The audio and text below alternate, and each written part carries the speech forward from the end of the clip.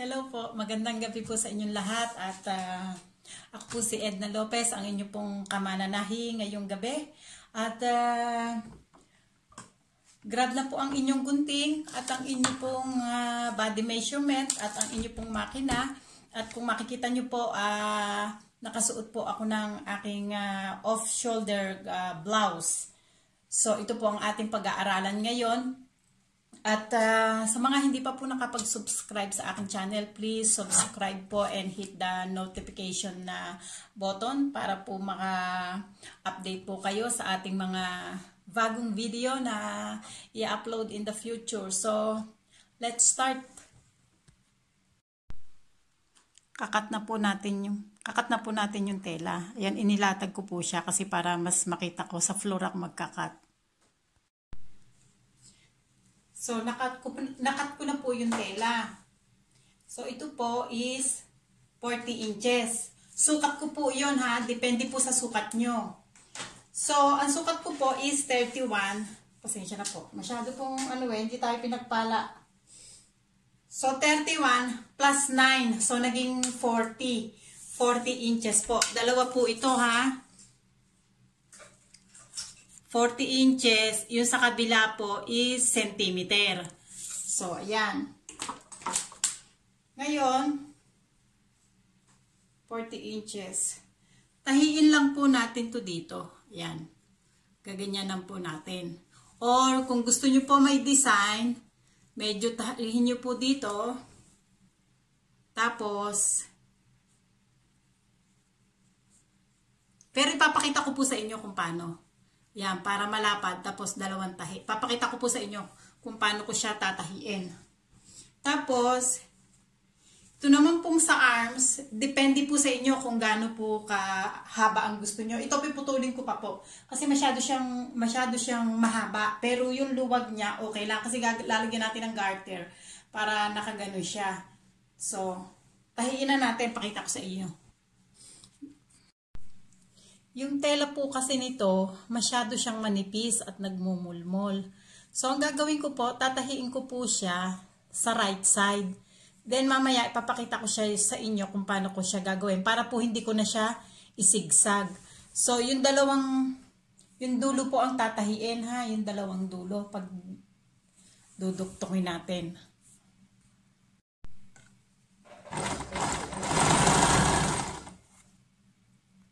So, pag natahi nyo na pong ganito, kita nyo, para po medyo po malinis, gupitin nyo lang po itong mga extra. So, gugupitin nyo yung mga extra na to para po siya malinis. Ngayon, ang gagawin po natin, so natahi na po natin sa right side.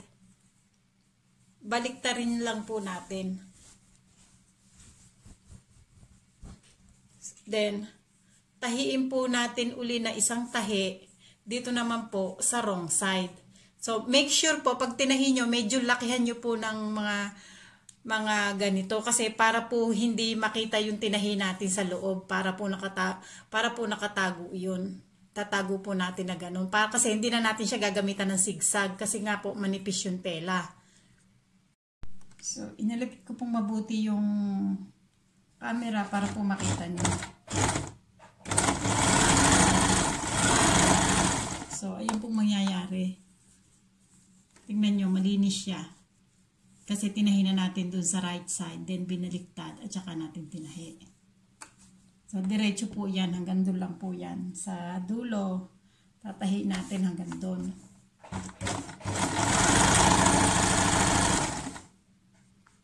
So, natahi na natin siya. Ito yung wrong side. Ito po yung right side na tinahi natin. Kita nyo, malinis. Ayan. So, ito magiging sa loob ngayon. Ngayon, ito po yung ladlara natin. Anuhin lang po natin ng isang ganyan. Ito po yung sa ladlaran. Katahiin po natin to. So, tinahi ko na po pareho. Ito po yung sa ladlara natin. Ito naman po yung sa taas. So, tinahi ko na siya. So, magkabila po sila. Baba at taas, tinahi ko na po siya. Ayan. Ngayon, gusto ko po kasi ng may style. Kung gusto nyo po ng may style, tahiin nyo pa po ng, ayan. So, tahiin nyo pa po dito ng isa, at saka dito, para yung garter dito, imbis na dito natin ilagay yung garter, dito natin siya ilalagay. So, tahian nyo siya dito, at saka isa pa dito. So, ito, naka-free siya. Doon natin lalagay sa gitna yung garter. So, kung nakikita nyo po, 2 finger, bari po 3 finger siya. So, tatahiin natin dito, tsaka dito. So, yung garter sa gitna.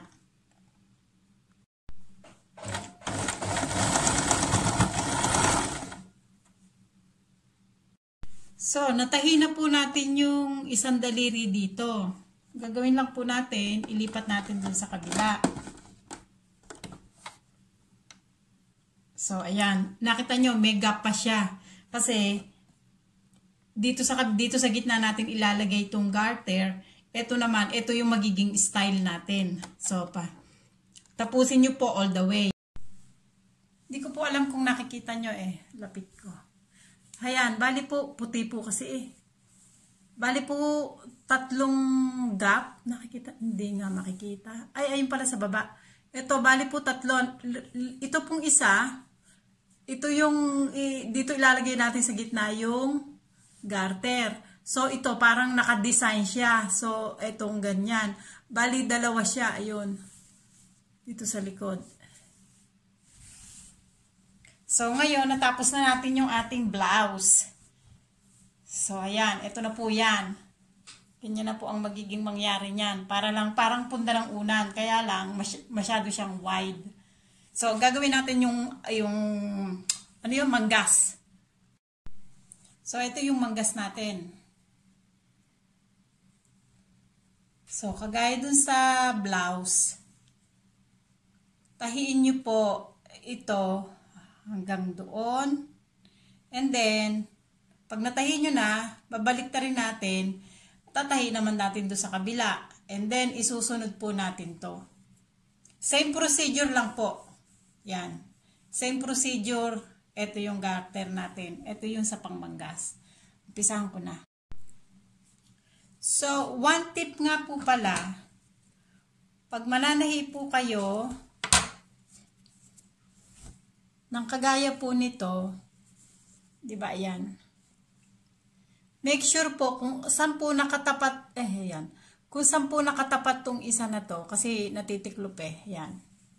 Kung saan po nakalagay yon, hanggang dun po sa baba, pag tiniklop nyo, kailangan dun din. Huwag nyo pong dun ilalagay. Parang nakapilipit. Kasi mahihirapan po kayo paglalagay ng garter. Ngayon, pag naglagay kayo ng garter, at least, madadaanan nyo, nakatiklop siya.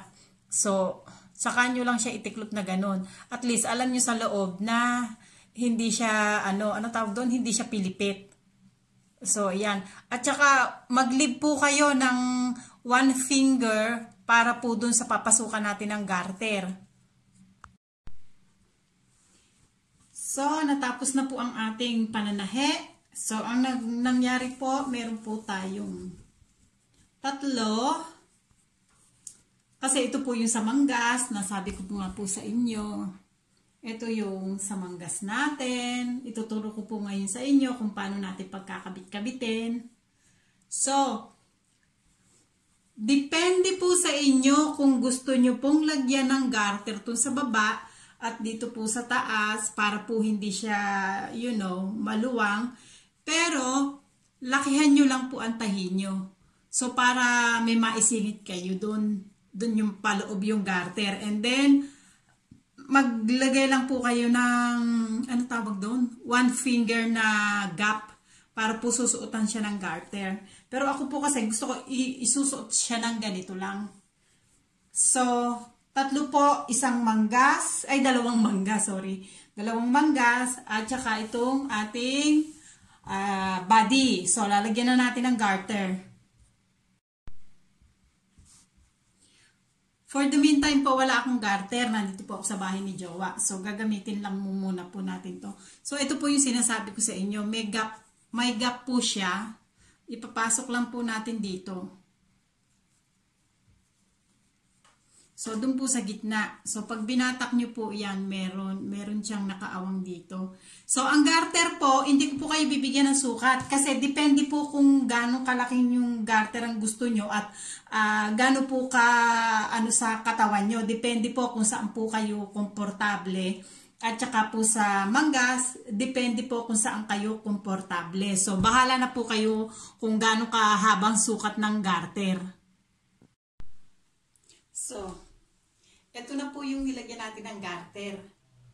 So, tingnan nyo po. Hindi pa po siya nakakabit sa ganito, pero ituturo ko po sa inyo. Ngayon, ito po, depende po sa inyo. Kung gusto nyo po yung mahaba, na kagaya nito, okay lang. Sukatin nyo lang po yung arms nyo. Ngayon, kung gusto nyo naman po ay hanggang dito lang, okay din po yun. Ito po yan. Ganyan. Then, lagyan nyo po ng garter. Parang mas maganda kasi yung, medyo kasi malamig pa. So, gusto ko mahaba. Pero in the future, puputulin ko rin po siya. So, para po makita nyo, iipit ko po yung buhok ko para makita nyo kung paano gagawin natin. So, ayan po siya. Sa pagdidikit po nila, ikabit nyo muna po ito sa inyong katawan para makita niya yung siring, para matimbang nyo po hanggang sa likod. Huwag nyo po basta-basta ikakabit sila. Huwag mong i-attach agad hanggang hindi nyo pa po nasusukat. Kasi minsan po, baka po ang daming siring dito. Pagdating naman po sa likod, walang siring. So, parang ayusin nyo muna po para balance siya. Then, aalisin ko po ito. Ituturo ko po sa inyo kung paano yun nyo ikakabit siya. Itatahin nyo lang po siya dito tsaka dito. Itahin nyo lang po siya. Pag ganun. Ito po yung sinasabi ko sa inyo. Oh, may style siya. Kasi nga, sa gitna natin inilagay yung garter. Pero pwede naman din dito nyo ilagay. Kaya lang, mas maganda siya pagka yung dito sa taas, merong style ng konti. So, maganda siya. Nasa inyo din po kung gusto nyo po ng mahaba. Tapos, lagyan nyo lang po siya ng, anong tawag dito? Belt. Kasi, last summer po, ginawa ko yung anak ko. Nilagyan lang niya ng belt. Ayan. Ito, kuwari lang, hindi siya belt. Ayan. Parang ganyan po siya. So, ito po, ipapakita ko sa inyo kung paano nyo siya pagkakabitin. Nalagyan na po natin ng garter. Lahat po sila may garter na. So, ito lang po natin siya pagkakabitin.